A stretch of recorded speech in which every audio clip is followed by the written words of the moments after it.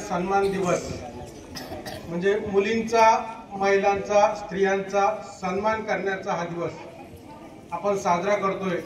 या कार्यक्रमाच्या प्रमुख अध्यक्षा या लासूर स्टेशनच्या सरपंच आदरणीय माननीय श्रीमती मीनाताई पांडव, उद्योजक आदरणीय श्री संजय पांडव,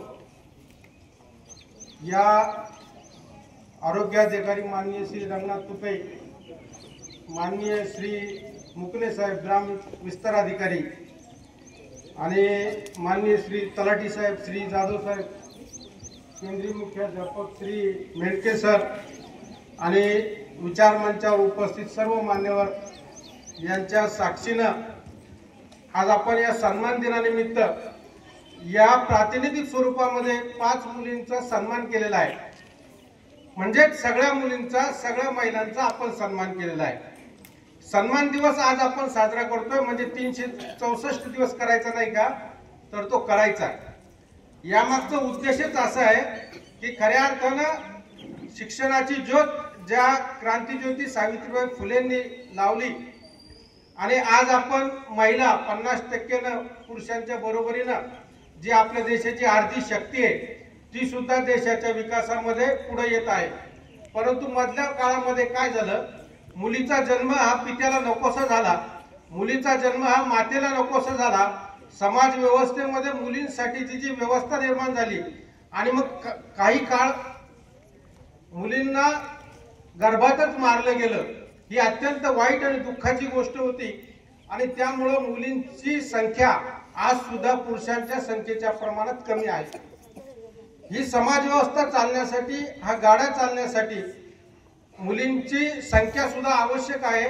आणि अशा प्रकारे चुकीचं कृत्य होऊ नये यासाठी महाराष्ट्र शासनाने कायदा केला आणि त्या कायद्यानुसार कुठल्याही प्रकारे आता मुलीला गर्भात मारण्याचे जे लोक काम करतील त्या लोकांना मोठ्या प्रमाणावर शिक्षा आहे, कायद्याने तशी तरतूद केलेली आहे। आणि त्यामुळे आपण हा मुलींचा सन्मान केला, याचा अर्थ असा की इथून पुढे बघा बालमित्रांनो, आपण पाहिलं की आपल्याला आपल्या हाती जी शिक्षणाची ज्योत डॉक्टर बाबासाहेब आंबेडकर यांच्या पुण्याईने मिळाली की राज्यघटनेमध्ये 14 वर्ष वयापर्यंतच्या प्रत्येक मुलाला शिक्षण देणं ही सरकारची जबाबदारी ठरली आहे। आणि त्या घटनेतल्या तरतुदीमुळे आपल्याला सगळ्यांना शिक्षण मिळत आहे। या शिक्षणाचा उद्देश असा की चांगल्या प्रकारचा समाज विकसित करणे आणि चांगल्या प्रकारचं जीवनमान सगळ्यांच्या वाट्याला येणं, सन्मानाने जगण्याचा अधिकार या देशातल्या प्रत्येक नागरिकाला आहे, मग तो मुलींना सुद्धा आहे आणि मुलांना सुद्धा आहे। आणि त्यामुळं आज म्हणजे आपल्याकडे सखी सावित्री समिती स्थापन केलेली आहे। प्रत्येक शाळेमध्ये, तुमच्या शाळेमध्ये सखी सावित्री समिती आहे, तुमच्या शाळेमध्ये तक्रार पेटी आहे। शासन याकडे लक्ष देत आहे की कुठल्याही प्रकारचा मानसिक शारीरिक त्रास मुलींना मुलांना होऊ नये। आणि आपल्या शाळेमध्ये रस्त्याने जाताना येताना जर काही तुम्हाला त्रास झाला तर आपण काही मुलं कमी बोलतात, काही मुलांना बोलण्याची भीती वाटते, अशा मुलांनी ताबडतोब तक्रार पेटीमध्ये आपण 4 ओळीची आपली जी तक्रार असेल ती तक्रार पेटी टाकायची आहे आणि दर शनिवारी मुख्याध्यापकांनी तक्रार पेटी उघडायची आहे, त्याचं रजिस्टर ठेवायचं आहे। ज्या मुलांच्या गंभीर तक्रारी असतील त्याच्याबद्दलची कारवाई करायची आहे।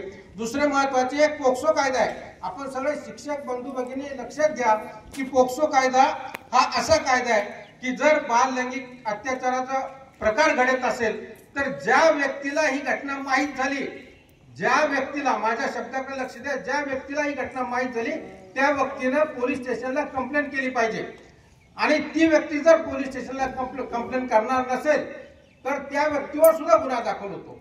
आणि म्हणून हे लक्षात घेतलं पाहिजे की शाळा, शिक्षक आणि समाज या सगळ्यांची जबाबदारी आहे की या बालकांच्या संरक्षणाची, त्यांना सन्मानाने जगण्याची आणि त्यांना चांगल्या प्रकारचं दर्जेदार उच्च शिक्षण देण्याची आपली सगळी जबाबदारी आहे। या निमित्तानं मला इथं बोलण्याची संयोजकांनी संधी दिली त्याबद्दल त्यांचे आभार मानतो, थांबतो। धन्यवाद। जय हिंद, जय महाराष्ट्र।